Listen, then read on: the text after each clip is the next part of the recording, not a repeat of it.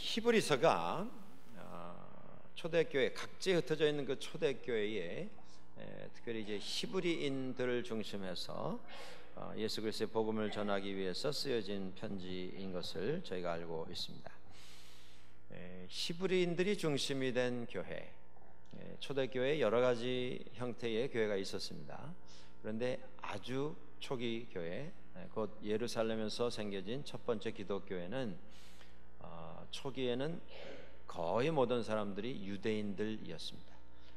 그 이후에 다른 사람들도 들어왔습니다만 초기에는 완전히 유대인들만 모여서 예배를 드리고, 또 예수님께서 그들에게 허락을 해주신 구원의 좋은 소식, 복음, 그것이 하나님께서 이미 선택하신 당신의 백성 유대인들에게 허락해 주신 유대인들 고유의 선물이라고, 특권이라고 생각을 했습니다. 그래서 초기에는 유대인들 아닌 사람들에게는 복음도 전하지 않았습니다.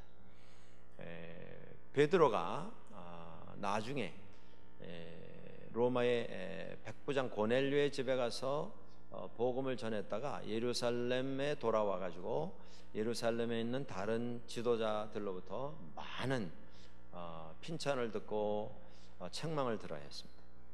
그때 이제 베드로가 일어나서 내가 왜 그 집에 갔으며, 그 집에 가서 어떤 일이 일어났으며, 그 집에 가기까지 하나님께서 나에게 어떤 비전과 어떤 환상을 보여주셨고 무슨 말씀을 나에게 맡기셔서 내가 그곳에 갔는가, 그것을 다 설명을 했을 때에 그 설명을 들은 사람들이 다 아멘으로 화답을 하고, 우리에게 허락해 주신 하나님의 복음이 우리만을 위한 것이 아니라 이 세상에 있는 모든 사람을 위한 구원의 소식인 것을 알고 그것을 받아들이게 되었습니다. 그 사건이 당시로는 아주 획기적인 사건이었습니다. 복음을 이방인들에게, 유대인이 아닌 다른 사람들에게 예수 그리스도의 복음을 전한다라고 하는 것은 금기사항이었고 꿈도 꾸지 못했던 일이었습니다. 그건 해서는 절대 안 되는, 하나님께서 우리에게 맡기신 어떤 사명을 저버리는, 하나님의 신성을 모독하는 일이라고까지도 생각을 했던 그런 시절이 있었습니다. 그런데 그들의 그 고정관념이 고넬료 집에 하나님께서 베드로를 보내신 그 사건 하나로 다 깨지고 다 뒤집어지고 다 바뀌게 되었습니다. 이것이 초대교회의 능력입니다, 여러분들. 초대교회의 성숙함입니다. 이것이 초대교회 이후에 2000년을 이어온 기독교회가 가지는, 오늘 21세기를 맡아서 감당하고 있는 기독교회가 가져야 할 성숙함입니다. 우리가 어떤 생각, 우리의 계획, 우리의 경험, 우리의 전통, 이러한 것들 하나님께서 주시는 은혜 가운데 또 새로운 역사의 장이 필요하다라는 것을 알게 해 주실 때에 우리가 그것에 대해서 겸손한 마음으로 다 아멘으로 이렇게 받아들이고 또 미래를 향해서 나아가는 이런 성숙함이 교회에는 항상 매 시대마다 필요하다는 말씀입니다. 자, 히브리서 기자가 각 곳에 흩어져 있는 교회에 히브리인들에게 이 말씀을 선포를 했습니다. 이 말씀을 선포하였을 때에 이 말씀을 받았던 히브리인들 가운데는 대단히 율법적이고 대단히 전통적인 생각을 가지고 있었던 사람들이 많이 있었습니다. 그런가 하면 그 시대에 이제 1세기 채 지나지 않은 이런 시점입니다. 그때에 각 곳에서 시작이 된 기독교회 안에는 밖에서 들어온 여러 가지 가르침들이 자리를 잡아가고 있었습니다. 그 밖에서 들어온 가르침이라고 하는 것은 예수님께서 허락을 해주신 무슨 그런 가르침이 아니라 이전에 예수 믿기 이전에 자신들이 가지고 있었던 자신들의 전통, 경험, 그들의 이해, 그들의 체험, 그것을 기초한 어떤 생각, 어떤 이론, 그러한 것들이었습니다. 그것들을 가지고 들어와서 교회에 예수 그리스도의 복음이 중요하고 귀하지만 그것 더하기 내가 체험한 이것도 있어야 한다, 이런 주장을 펴는 사람들이 많이 나오게 되었습니다. 오늘 9절부터 보시면 여러분들 다시 한번 보시겠는데요. 여러 가지 다른 교훈에 끌리지 말라 이런 말을 하고 있습니다. 교회에 지금 복음에서 벗어나는 복음과 상충이 되는 다른 가르침들이 있다고 하는 증거입니다. 그런 일이 없으면 이런 말 할 필요도 없겠죠. 그런데 여러 가지 다른 교훈에 홀리지 말라, 거기 빠져들어가지 말라, 그것에 끌리지 말라. 그것이 복음이 아니기 때문에 그것을 위해서 시간과 열정을 허비하지 말라 이렇게 가르치고 있습니다. 그러면서 이어서 9절에 마음은 은혜로서 굳게 함이 아름답고 음식으로서 할 것이 아니니 음식으로 말미암아 행한 자는 유익을 얻지 못하였느니라 이렇게 말합니다. 한참 예수 그리스도의 제사장 되심, 예수 그리스도의 대제사장 되심, 참 목자가 되심, 예수 그리스도의 참 제물이 되심을 설명하다가 9절 13장 9절에 와서 갑자기 음식 이야기가 나오고 있습니다. 그런데 정확하게 무엇 때문에 지금 히브리서 기자가 다른 교훈에 끌리지 말라 하면서 음식을 언급하고 있는지 본문에 나는 지금 이것에 대해서 말하고 있다 이렇게 지적해서 설명은 나오지 않습니다만은 오늘 여기에 나와 있는 이 문맥을 우리가 살펴보면 교회 안에 먹고 마시는 일에 대해서 어떤 영적인 의미를 부여하는 가르침들이 그 당시에 여러 곳에 흩어져 있던 교회 가운데 들어오게 된 것을 우리가 짐작을 해 볼 수가 있습니다. 여러분들 이런 말이 있죠. 영어 표현에 You are what you eat. 당신은 당신이 지금 무엇을 먹는가에 의해서 결정이 됩니다. 설득력이 있는 이야기입니다. 우리가 하루 세 끼 아침, 점심, 저녁 계속 정크푸드만 먹으면 우리가 뭐가 되는 거예요? 정크가 되는 거죠. 그런 말입니다. 계속 해로운 음식만 먹으면 몸에 덕이 됩니까? 해가 됩니까? 해가 될 수밖에 없게 되는 것이죠. You are what you eat. 그런데 그 반대말이 또 성립이 되는가? 그러면 우리가 뭐 고급스러운 것, 뭐 비싼 것 말이죠. 좋은 것, 물론 육신에 조금 도움이 되는 그런 부분이 있을 것입니다. 그렇지만 우리가 아무리 고급 음식을 먹는다고 해서 내 인격이 고상해지겠습니까, 여러분들? 우리가 비싼 것 먹으면 우리 영이 맑아지겠습니까? 우리가 정말 진귀한 것만 찾아 먹으면 우리가 하나님 앞에서 거룩한 존재가 저절로 되느냐 이런 말씀이죠. 우리가 나쁜 것은 안 먹어야 하겠습니다. 좋은 것을 골라서 먹는 이런 습관이 필요하겠습니다. 그런데 그건 좋은 것이나 그것이 우리의 어떤 영적인 상태를 결정해주는 그런 역할은 하지 못하는 게 또 사실입니다. 여러분들 요즘 그 한국 사회의 그 먹는 문화에 대한 대단한 아주 지극한 관심이 있는 것을 보게 되고 그 한국의 무슨 방송 프로그램 이렇게 열어보면 이 먹는 방송이 얼마나 많은지요. 이름도 나왔죠. 먹방. 그래서 뭐 요리하는 사람들이 무슨 연예인처럼 나와가지고 뭐 그 사람들 뭐 집에 찾아가서 가정을 소개하고 애들까지 소개하고 말이죠. 얼마나 먹는 것에 대한 관심이 많은지 모르겠어요. 그런데 그 한국에서 나온 어떤 프로그램에 보니까 그들이 선정한 그 뭐 3대 무슨 진귀한 음식이다 이래가지고 이제 소개한 것이 나온 걸 본 적이 있는데요. 그 방송에 나온 세계의 산미 세 가지 제일 글쎄요 맛이 있다고 할까요? 아무튼 비싸고 귀한 음식 해가지고 소개를 했는데 첫 번째는 포아그라 거위 간 잡숴보셨나요? 거위 간 오리도 아니고 닭도 아니고 카나다에 많은 카나다 기스 말이죠. 구스 기러기입니다. 기러기 간. 근데 그걸 간을 이제 크게 해야 간이 무거우니까 돈을 많이 받게 될 거 아니겠습니까? 그래서 간을 키우는 그런 양육을 한답니다. 가둬놓고 막 그냥 입에다가 깔때기를 대고서 막 기름진 걸 먹여가지고 보통 정상 거위, 정상 기러기가 가지는 간의 2배, 3배 크기가 나오게 그렇게 키운다 그래요. 그래서 그게 동물 학대다 뭐 해서 말이 많은데, 그게 뭐 대단한 그 진귀한 음식이고 비싼 음식이다. 그걸 하나 뽑았고요.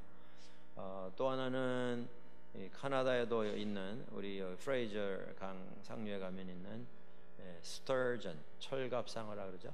스터전에서 나오는 알, 캐비알. 요 우리가 집에서 쓰시는 그 간장 그릇 있죠? 무슨 저 쌈 싸서 잡술 때 그 쌈장 덜어놓는 고만한 그릇, 그 정도에 담기는 캐비아가 200불 정도 합니다. 상품이면. 그러니까 숟가락으로 뜨면 한 대여섯 숟가락 나올까요? 그 생선 알이에요. 민물 생선 알. 근데 상품은 한 200불. 그나마 그걸 이제 동물 멸종 위기다 그래가지고 북미에서는 그게 수입 금지가 되어 있습니다. 외국에서 가지고 들어오다가 그게 적발이 되면 벌금을 뭐 몇천 불 물 수 있어요. 근데 카나다 안에서 양식을 해서 만드는 거 있습니다만은 외국에서 그걸 사가지고 들어오지 못하도록 단속을 하고 있습니다. 그리고 또 하나는 송로버섯이라고 들어보셨습니까? 네? 송로버섯. 그 영어로 뭐라 그러죠? 송로버섯을? 제가 갑자기 한국말은 생각이 나는데 거꾸로 영어가 잘 생각이 안 나는데요. 그 버섯은 땅 속에서 자라는 버섯입니다. 땅 밖으로 나오는 버섯이 아니고 감자 덩어리처럼 생겼는데 향이 굉장히 짙습니다. 그러니까 우리가 그건 뭐 먹어봐야 그 냄새가 너무 독해서 별로 호감을 가질 수 없는 이런 음식인데, 이 세 가지 음식에 저는 세 가지 맛을 다 봤어요. 궁금해가지고. 그런데 뭐 맛은 모르겠어요. 제 입맛에는. 저는 그냥 깍두기 하나 깨물어 먹었으면 딱 좋겠다 그런 생각이 들더라고요. 그거 먹고 나서. 근데 그런 음식들인데 이게 왜 그렇게 관심이냐? 그게 비싸서 그렇습니다. 비싸서. 네. 근데 요새는 이제 한국에서 조금 뭐 상편이 좋아지고 하니까 그게 또 진귀하고 비싼 음식이다 하니까 어떤 분들은요 또 그것만 찾아서 드시는 분들이 있는 것 같아요. 그 송로버섯 같은 것은 이 뭐 돌처럼 딱딱하고 뭐 요만큼의 뭐 한 주먹만 하면 그게 뭐 100불, 200불 하는 그런 버섯인데, 한국에 보니까 그걸 냉장고에 넣어놓고요. 무슨 치즈 잘라 먹듯이 그걸 잘라서 먹으면서 그걸 자랑하는 분들도 있더라고요. 이게 비싼 건데. 비싸면 맛이 좋아집니까? 그게 뭐 요리를 해서 그 향을 즐기는 건데 그걸 저 떡 자르듯이 이렇게 잘라가지고 그걸 드시면서 이거 비싼 거라고 그러시는 분들 TV에 나오는 걸 본 적이 있는데, 우리가 비싼 거 먹는다고 내가 정말 비싼 사람이 되는 건 아닙니다. 뭐 나쁜 걸 일부러 찾아서 먹을 필요는 없겠지만 음식을 가려서 먹는 버릇을 하는 건 참 좋은 것이지만, 음식을 먹는다고 해서 그 먹는 음식이 나를 영적으로 다른 사람을 만들어 주지는 않습니다. 자, 교회 안에서 이 먹고 마시는 일에 대해서 우리가 잘못된 의미를 부여하면 이 먹고 마시는 걸 통해서 내가 영적으로 달라질 수 있다, 이런 가르침을 만들어내는 실수를 범할 수가 있습니다. 레위기 11장에, 구약성경 레위기 11장에 보시면 먹는 음식에 대한 여러 가지 규정이 나와 있습니다. 유대인들은 이 음식은 먹어도 된다, 또 이 음식은 먹으면 안 된다, 이런 음식이 있는데 그 기준이 뭐냐면 하나님께서 이 음식은 부정한 음식이다 라고 말씀하신 것은 안 먹게 돼 있습니다. 그래서 땅에 배를 대고 이렇게 기어다니는 것, 뭐 뱀 뭐 이런 것들 그건 먹지 마라. 음식 중에도 물에 사는 것 중에 비늘이 없는 건 먹지 마라. 비늘이 없는 게 어떤 걸까요? 조개. 그래서 이 폐감류들, 조개 종류는 유대인들은 정통 유대인들은 먹지 않습니다. 새우, 게, 무슨 랍스터, 가재, 뱀장어 이런 거 다 금지 음식입니다. 무슨 전복, 굴 다 금지 음식이에요. 유대인들에게는. 땅에 있는 동물 가운데 무슨 돼지 이런 것들, 뱀 이런 것들은 안 먹게 돼 있습니다. 그런데 이렇게 이제 복잡한 아주 엄격한 율법이 정해져 있는데, 초대교회에 어떤 사람들이 가르치기를 어떤 특정 음식을 먹음으로 우리가 영적으로 어떤 능력을 더 얻을 수 있다. 또 이 음식을 먹음으로 하나님을 기쁘시게 드릴 수 있을 뿐 아니고, 어떤 음식은 또 안 먹음으로 하나님을 기쁘시게 해 드릴 수 있다. 이렇게 많은 유대인들이 생각을 했었습니다. 그런데 기독교회가 시작이 된 이후에 유대교회의 음식에 대한 아주 대단히 고정적이고 대단히 융통성 없는 이러한 그 문화, 이러한 생각, 이러한 판단 기준이 기독교회로 다시 들어온 예가 있었습니다. 우리가 예수 그리스도 안에서 모든 것이 다 자유함을 얻었고요. 음식에 관한 것은 특별히 아까 말씀드린 고넬료의 집에 들어가게 해 주셨을 때에 하늘에서부터 네 귀퉁이가 메어져 있는 보재기가 내려왔고요. 베드로 앞에 그 환상 가운데 베드로가 그 보재기 안을 들여다보니까 거기 소위 부정하다라고 이름 지어졌던 모든 동물이 그 안에 와글와글 하고 있는 것을 보았습니다. 그리고 음성이 나서 들려오는 소리가 일어나서 이것을 먹으라, 이렇게 말씀소리가 들려왔죠. 그때 베드로가 거부합니다. 내가 경건한 유대인으로서 이 더러운 것을 먹을 수 없습니다. 보저기가 또 올라갔다가 또 내려갔다가 올라갔다 내려갔다 3번을 그렇게 하면서 마지막에 하나님의 음성이 들려오는데 뭐라고 말씀하시냐면, 내가 깨끗하다 한 것을 내가 부정하다 하지 말라. 그것이 하나의 상징적인 사건으로 기독교에서 받아들여지게 되고, 음식에 대해서 음식은 다 귀한 것이고 하나님 주신 우리가 먹을 수 있는 것은 다 우리가 먹도록 취할 수 있는, 이건 음식이다, 음식. 이렇게 이제 수정이 되었습니다. 그런데 그렇게 수정이 되고 그 모든 것에 자유함을 얻은 이후에 다시 그래도 구약 성경에 나와 있는 이런 율법, 이런 규정, 저런 내용들을 우리가 함께 지켜야 구원 얻을 수 있다. 이렇게 주장하는 사람들이 교회 안에 들어오게 되었습니다. 그리고 그 음식 가운데 특정 음식을 먹으면, 더 먹으면, 많이 먹을수록 영적으로 우리가 더 거룩해질 수 있다. 또 어떤 음식은 안 먹으면 안 먹을수록 하나님을 더 많이 기쁘시게 해드릴 수 있다. 이렇게 생각하는 사람들이 나오게 되었습니다. 이것이 비단 유대인들만이 아니고요, 그 당시에 세계를 지배하고 있었던 헬라 세계 안에서도 이런 생각을 가진 사람들이 많이 나오게 되었습니다. 여러분들 헬라 철학자들, 수학자들, 과학자들 이름 많이 들어보셨을 텐데, 여러분들 피타고라스라고 하는 사람 들어보셨어요? 피타고라스. 우리가 삼각형 공부하고 다른 공부할 때 많이 들어본 그런 이름이죠. 이 히랍의 철학자이고 수학자입니다. 이 피타고라스가 제자들을 많이 가르쳤는데, 이 피타고라스는 영적인 윤회설, 사람의 영혼은 계속 이렇게 윤회한다, 계속 반복해서 한 육체에서 다른 육체로 계속 이렇게 옮겨가면서 계속 영혼이 존재한다, 이런 논리에 심취해 있었던 사람입니다.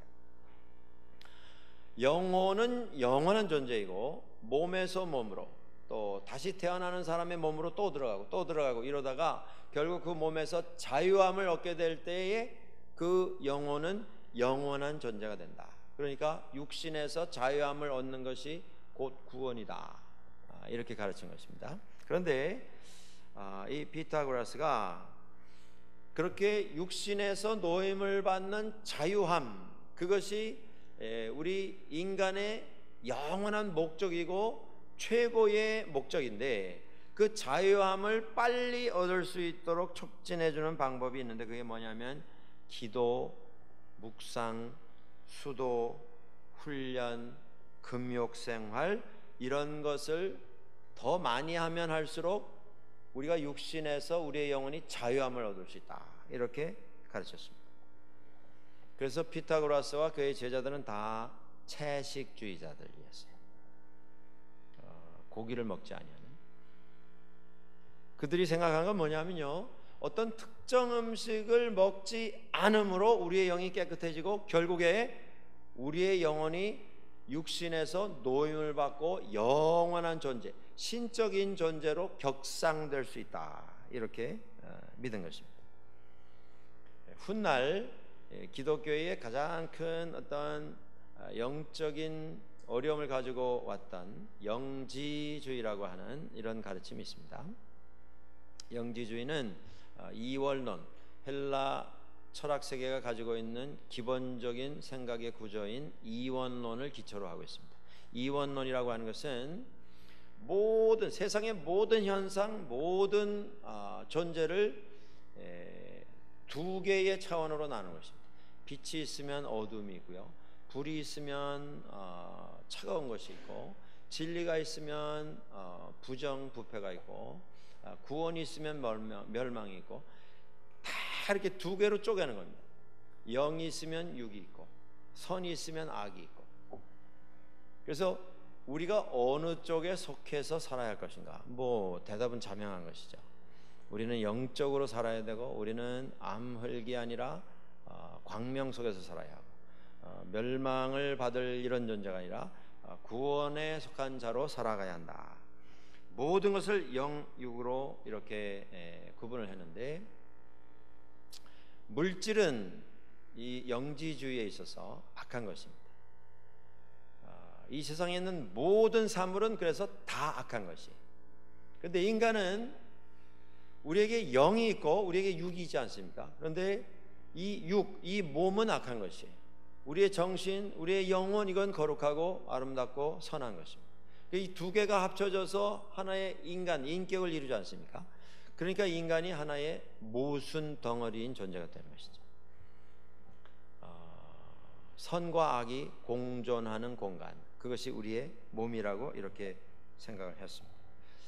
그래서 인간이 영적인 존재가 되기 위해서는 육적인 걸 자꾸 죽이고 자꾸 그것을 눌러서 작용을 못하게 하는, 작동을 못하게 하는 이런 훈련에 힘을 써야 한다. 그것이 영적인 존재가 되고 결국 그들이 생각하는 헬라적인 신의 세계로 들어가는 첩경이다 이렇게 가르쳤습니다. 인간의 몸은 악한 것입니다. 세상에 속한 것입니다. 육에 속한 것입니다. 그렇기 때문에 인간의 몸을 괴롭게 하면 할수록 나는 영적인 것에, 선한 것에 더 가까이 갈 수 있다 이렇게 생각했습니다. 그래서 영지주의에서는요, 물론 그 안에도 여러 가지 극단의 다른 가르침을 가르치는 사람들도 있었습니다만, 많은 사람들이 영지주의에 깊이 들어간 사람들은 음식을 그저 죽지 않을 정도로만 섭취를 했습니다. 최소한으로.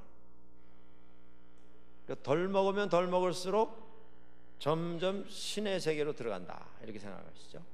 또 육류를 먹지 않고 채소만 먹었습니다. 채식주의만 했습니다. 이들의 노력이 뭡니까? 다 어떤 음식을 안 먹으면 안 먹을수록 내가 더 거룩해질 수 있다라고 하는 가르침에서 이런 노력들을 기울이게 된 것입니다.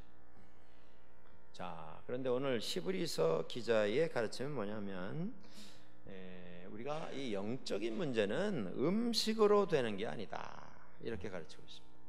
여러분들, 한국 문화가 너무 먹는 것으로 모든 것을 해결하려고 하는 이런 문화가 되고 있습니다. 저는 이게 굉장히 심각한 문제라고 생각합니다. 나중엔 이 죄의 문제도 아마 먹는 걸로 어떻게 해결해 보려고 하지 않을까, 그런 염려까지 될 정도로 어떤 분들의 주장에 의하면 세상에 사람들이 병이 걸릴 수가 없어요. 그분들 하라는 대로만 하면. 뭐가 어떻습니다 하면 거기는 뭘 먹으면 되고 뭐가 또 문제가 이렇습니다 하면 그 문제는 이걸 먹으면 되고, 그분들의 논리라면 그대로 다 먹으면 사람이 죽지도 않겠어요. 영원히 살겠더라고요. 먹는 것만 가지고 우리가 사람이 새로워질 수 있느냐, 인생이 새로워질 수 있느냐, 그건 아닙니다. 오늘 히브리서 기자가 말하는 게 그것입니다.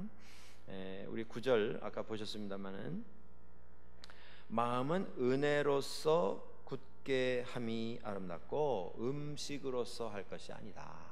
영적인 문제는 먹는 것 가지고 되고 안 되고의 문제가 아니다. 먹고 마시는 것이 예수 그리스도의 몸, 그 몸과 좀 비교를 하면서 오늘 우리들에게 설명을 해주고 있습니다. 10절에 보시면 제단에 대한 이야기가 나오는데요. 우리에게 제단이 있는데 장막에서 섬기는 자들은 그 제단에서 먹을 권한이 없나니, 이 말씀은 레위기 16장 27절에 나오는 속죄제 제물에 대한 이야기입니다. 16장 27절에 제가 한번 읽겠습니다. 속죄제 수 송아지와 속죄제 염소의 피를 성소로 들여다가 속죄하였은즉 그 가죽과 고기와 배설물은 밖으로 내다가 불사를 것이요, 이렇게 말합니다. 속죄제라고 하는 것은, 여기 나오는 수송아지는 대제사장이 인간인지라 대제사장도 죄의 용서를 구하는 제사를 따로 드리게 되어 있습니다. 제사장은 제물을 들고 제사장을 찾아온 사람들의 죄 사함을 받게 하는 제사를 집행하는 사람이 아니에요. 그런데 그것을 행하기 전에 먼저 인간인 대제사장도 하나님 앞에 나가서 죄 사함을 받는 제물을 준비해서 드려야 했습니다. 그게 수송아지입니다.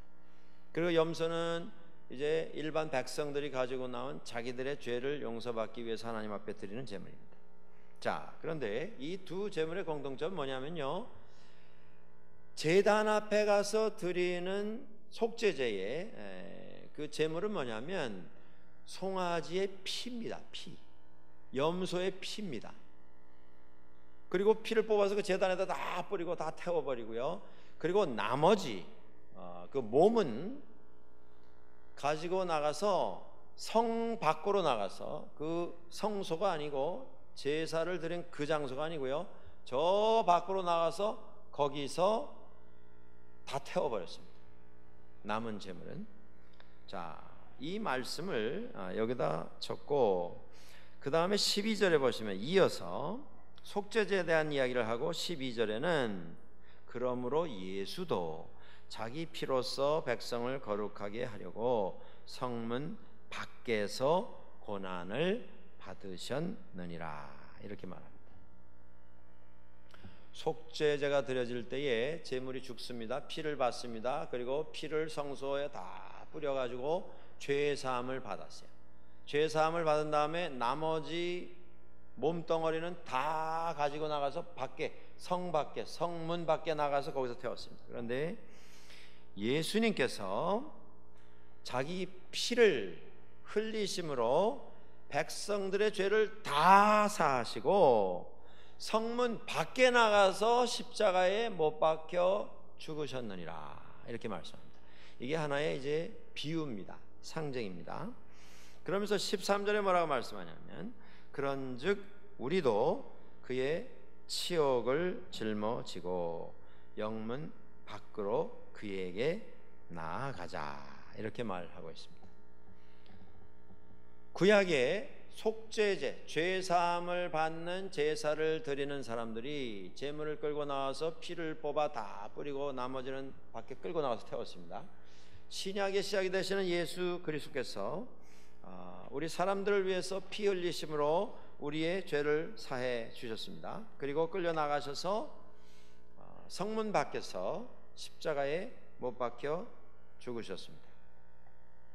그러면서 우리들에게 권면하는 것입니다. 우리도 우리의 치욕을 지고 영문 밖에 나가서 예수 그리스도 앞에서 우리가 제물이 되자, 이런 이야기를 하고 있습니다. 이 세 가지가 연결이 되는 것임을 우리가 좀 주목할 필요가 있겠습니다. 예수님께서 속죄 제물로 희생을 당하셨는데, 속죄 제물은 제물을 드린 사람들이 건드릴 수 없게 되어 있습니다. 먹을 수 없게 되어 있습니다.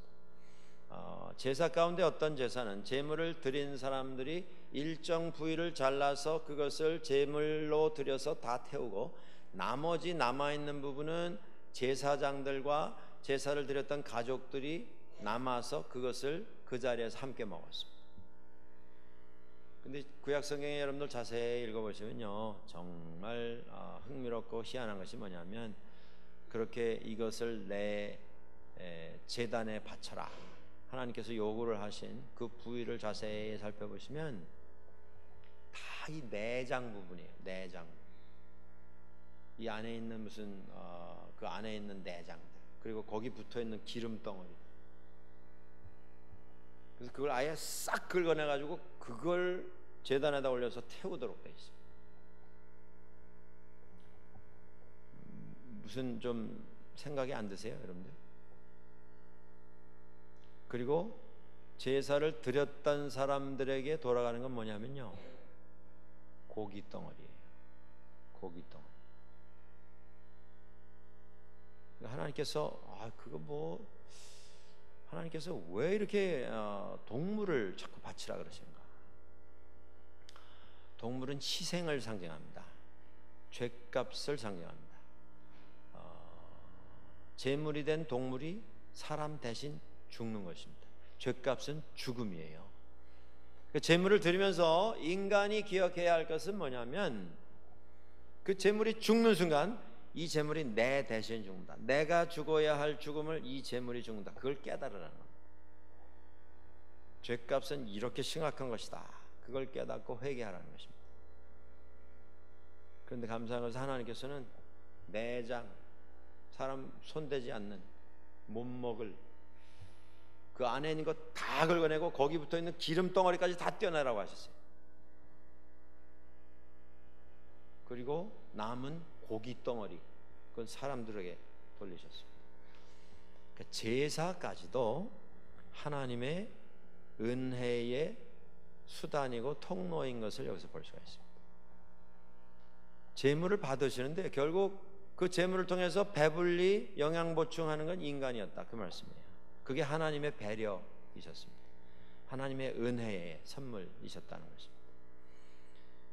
예배를 드릴 때에 예배자가 은혜를 받는 것이지, 예배를 받으시는 분이 뭐 예배에 굶주셔가지고 도대체 왜 예배 안 하냐, 나를 좀 예배해라, 그게 목적이 아니시라는 것이죠. 예배하면서 하나님이 누구이신가를 알고, 예배하면서 우리가 누구인가를 알아서 복된 삶을 살도록 하시기 위해서 우리에게 예배를 요구하시는 분이시다라고 하는 것입니다. 자, 헬라인들 가운데는요, 그들도 제물을 드렸습니다. 자기들의 신들에게. 헬라의 종교 안에는 수를 헤아릴 수 없이 많은 신들이 존재합니다. 그리고 자기들이 원하는 자기들의 신에게 제물을 드렸어요. 제물을 드릴 때에 그들도 제물의 일정 부분을 잘라서 제단에다 태우고, 나머지 부분은 제사 드리는 사람들이 나누어서 그 자리에서 먹었습니다. 근데 일단 제물을 올려놓고 어떤 예식을 한 다음에, 그 다음에 거기서 일정 부분을 잘라서 태우고 나머지는 자기가 먹었는데, 그 예식을 거행할 때 그들이 생각한 건 뭐냐면요, 제단에다 그 예물을 올려놓고 어떤 순서를 진행하면서 자기들이 예배하는 그 신이 지금 그 제단에 올라가 앉아있는 제물 속으로 들어온다라고 생각했어요. 그래서 일정 부분을 잘라서 다 태운 다음에 나머지 부분은 나눠 먹으면서 어떤 생각을 했냐면, 이 제물 안에 지금 스며 들어와 있는 그 신의 힘이, 기운이 이 제물을 섭취하는 내 안으로 들어온다, 이렇게 생각했습니다. 그러니까 막 사명감을 가지고 먹는 거예요. 그런데 히브리서 기자가 이야기하는 것은 다른 이야기입니다. 자, 속죄제를 드릴 때에 그 속죄 제단에 올라갔던 제물을 사람은 건들 수 없다, 먹지 않는다. 예수 그리스도께서 우리에게 속죄 양이 되셔서 죽으셨는데, 예수 그리스도를 속죄 양이신 속죄 제물이신 예수 그리스도를 예배하는 우리가 먹은 사람이 누가 있느냐? 못 먹는 것이죠. 구약에서도 못 먹었고 예수 그리스도도 손댈 수 없는 분이셨습니다.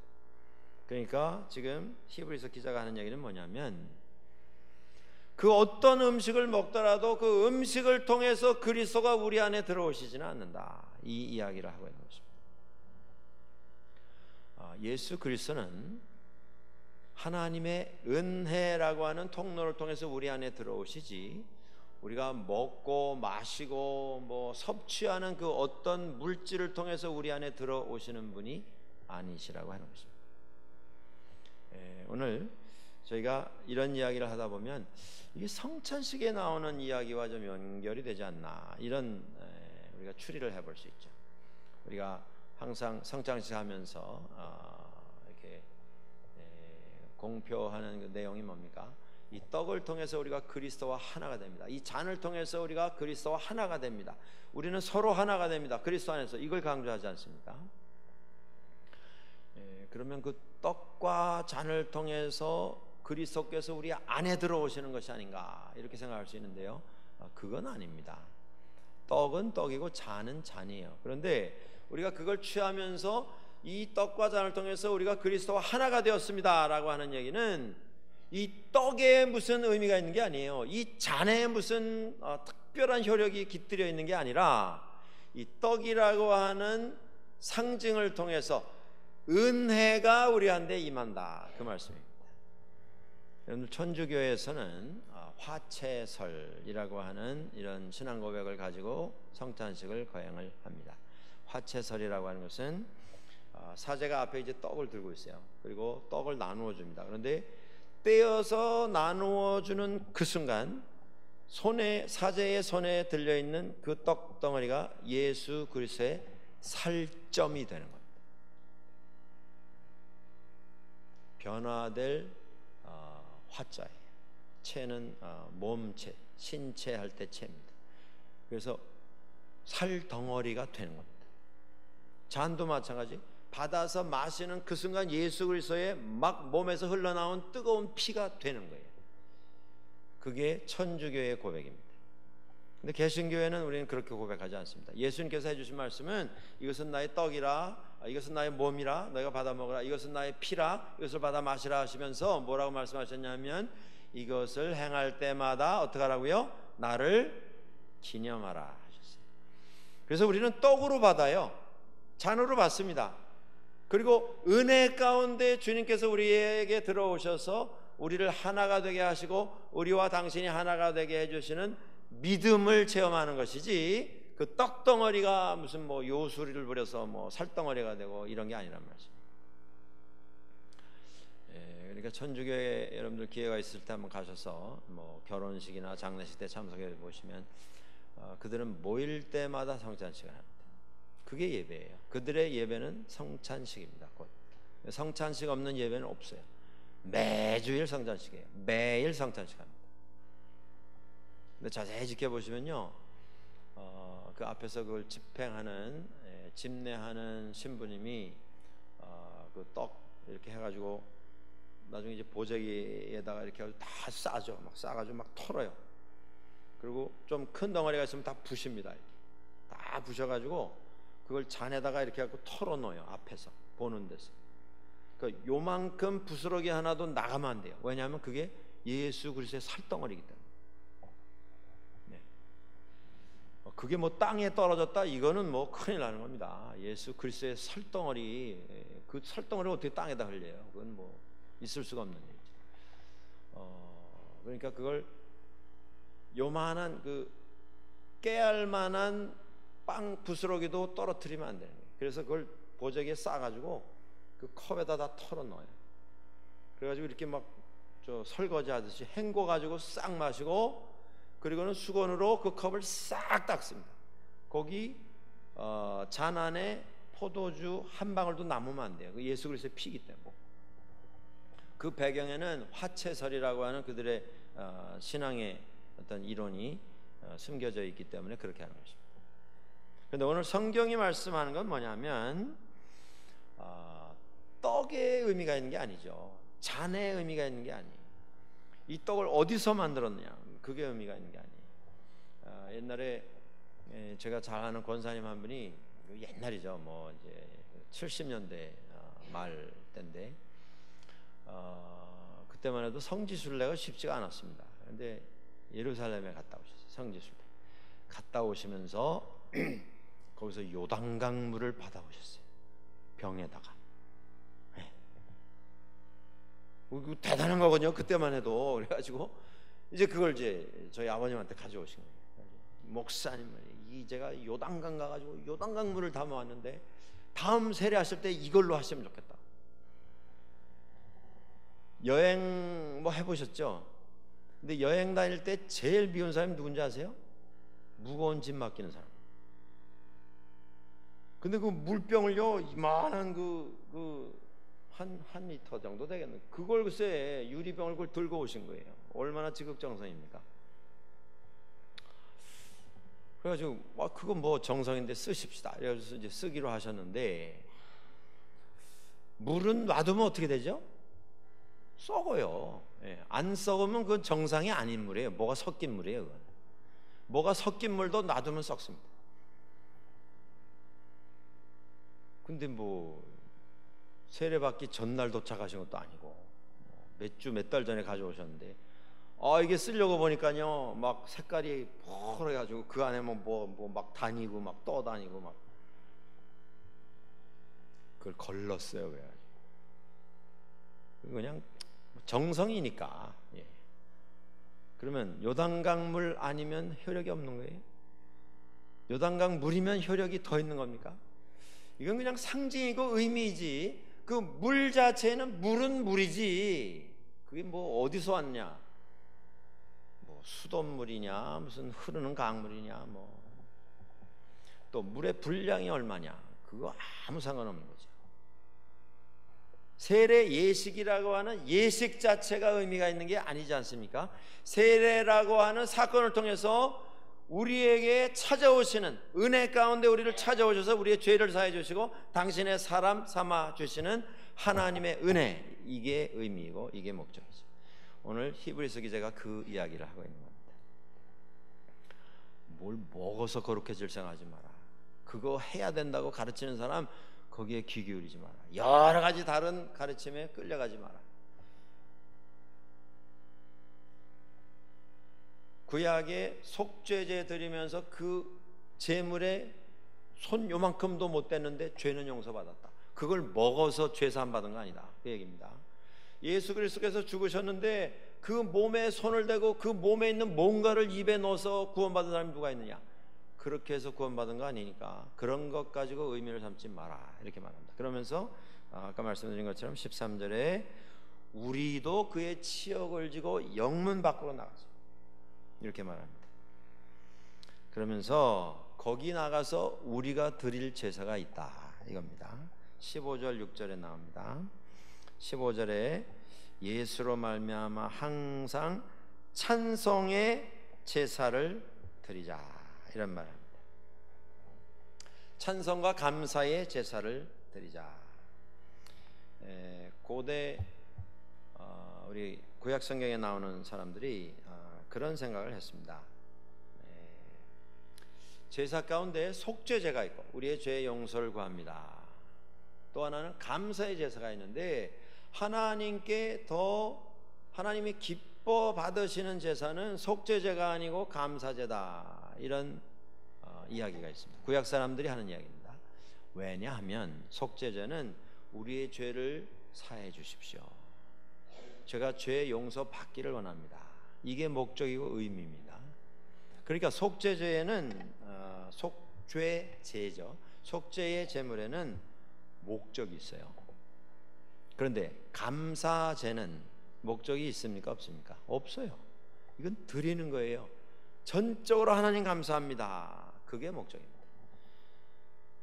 그러니까 뭘 받으려고 하는 목적이 아니라 드리기 위한 그 제사, 제물이 더 아름답고 하나님을 기쁘시게 드린다, 그 얘기입니다. 지금 우리가 하나님 앞에 나가서 감사의 찬송의 제사를 드리자, 영문 밖에서 그 제사를 하나님께 드리자. 그리고 이어서 15절에 나오는 말씀 가운데 그 이름을 증언하는 입술의 열매다, 이런 말을 합니다. 그리스도가 누구시라고 하는 것을 증언하는 우리의 믿음의 고백, 그게 우리가 하나님 앞에 드릴 아름다운 제사다, 이렇게 말합니다. 우리 자신이 예수 그리스도처럼 내 자신이 나를 위한 혹은 남을 위한 속죄의 죄는 될 수가 없어요. 우리가 죄인인데 죄인이 죽음으로 누구의 죄를 사해 주겠습니까? 그건 내 죗값으로 죽는 것뿐입니다. 우리 자신은 우리 자신도 구원할 수가 없고 다른 사람도 구원할 수가 없어요. 그런데 그 영문 밖에 나가서 그리스도께서 십자가에서 죽으신 그곳에서 우리가 드릴 수 있는 제사가 있는데, 첫째는 찬송, 감사의 제사이고, 두 번째는 예수 그리스도가 누구이신가를 전하는 믿음의 고백이고, 그 다음에 16절에 오직 선을 행함과 나누어 주기를 잊지 말라. 그러면서 나옵니다. 하나님은 이 같은 제사를 기뻐하시느니라. 아니, 제사는 제사고 나누어 주는 건 나누어 주는 건 아닌가? 제사는 드리고 나가서 나누어 주면 되는 거 아닌가? 그런데 히브리서는 이것을 하나로 보고 있습니다. 선을 행하고 서로 나누어 주는 것, 그것이 하나님께서 기뻐하시는 제사다. 예수님께서 말씀하셨습니다. 마태복음 25장 40절입니다. 너희 중 작은 자 하나에게 한 것이 곧 뭐라고요? 나에게 한 것이다. 오늘 우리가 섬김이라고 하는 것이, 나눔, 베풀미라고 하는 것이 이렇게 소중한 것입니다. 여러분들 요새 우리 시리아에 대한 이야기들 많이 들으시는데, 지금 뭐 카나다에도 이제 수만 명이 아마 도착을 하게 될 것 같습니다. 뭐 우리 얘기 아니죠. 무슨 뭐 한국 사람도 아니고 나하고 무슨 상관이냐, 그럴 수도 있습니다. 근데 그 작은 자 하나를 기억하는 것, 그것이 그리스도인의 마음입니다. 그리고 그들을 위해서 그 무엇인가를 베풀 수 있는 것, 나눌 수 있는 것, 이게 제사라는 것입니다. 그런데 그 제사가 하나님을 기쁘시게 해드린다라고 하는 것입니다. 오늘 우리의 실생활 속에서 우리의 감사가, 우리의 믿음의 고백이, 우리의 섬김이 하나님을 기쁘시게 해드리는 제사가 된다는 것을 깨닫고, 매일 매순간 우리가 처한 곳에서 하나님 기뻐하시는 제사를 하나님 앞에 올려 드릴 수 있는 우리 모두가 될 수 있기를 주의 이름으로 간절히 축원합니다.